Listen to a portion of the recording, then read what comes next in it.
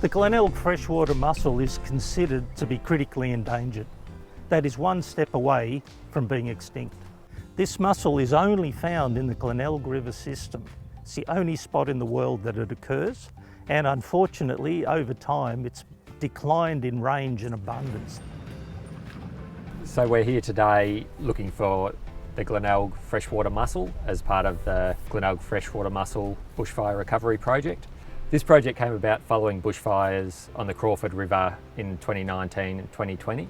These fires impacted a significant area of the catchment and this posed a threat to the Glenelg Freshwater Mussel. So mussels are susceptible to too much silt, so sediment or soil making its way into the waterway, and poor water quality, which can often result following bushfires. Our worry was that sediment will come through and knock off the remaining population. So as an insurance measure, we came and we collected a proportion of the population and took it into captive management, which means we took it away from the area that was under threat and we kept them in artificial aquarium systems. Just in case the wild population became extinct, we had enough mussels then to potentially re-establish the animals.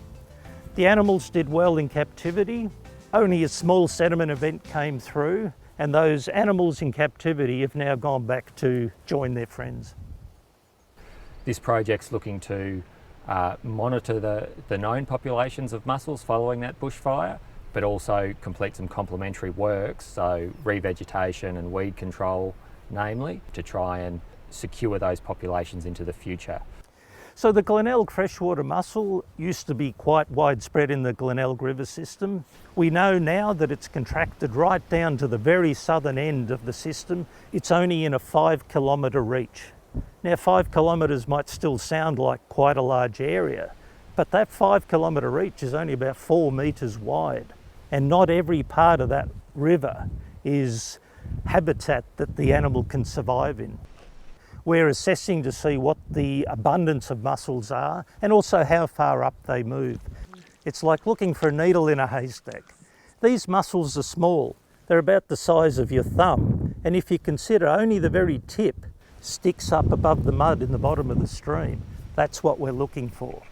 So you gently run your hands and the tips of your fingers across the substrate, and you're feeling for any little obstruction.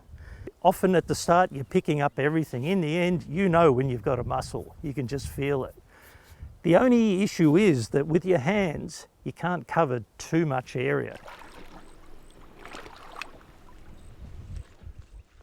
The other tool we're using here is one that's being developed for aquatic systems, and it will help us in our search for the mussels, and that is looking for the DNA of the mussel in the water.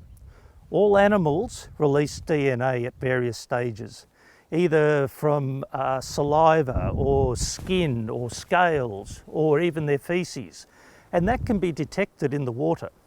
So we're also taking water samples from each of our locations.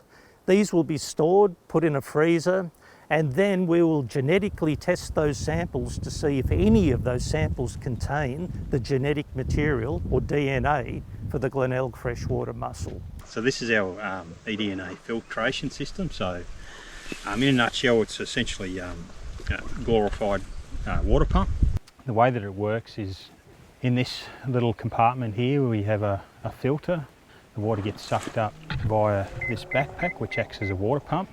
It gets sucked through that filter, back down this line, back through the backpack itself, and then back out into the river system. So we take 3 samples at a site. That allows us to filter quite a lot of water. We're getting up to 15 to 20 litres per sample that we're filtering, which increases the likelihood that we will get DNA of the target species. We usually run the system until the filter clogs completely, and when that occurs we take the filter out and we put it into a vial which is filled with 100% ethanol, and then we store it in a fridge in our vehicle, and then subsequently send it off to a lab. So the story about this mussel sounds terrible, but there is hope. The federal and state governments have invested money in this animal. We now know its position in the landscape. We know where it is. We know it's still surviving. We know we can potentially breed this mussel. We know we can improve the quality of its habitat. And we know that we can potentially shift the mussel into areas that it's gone from, and hopefully it will remain, grow, and also expand.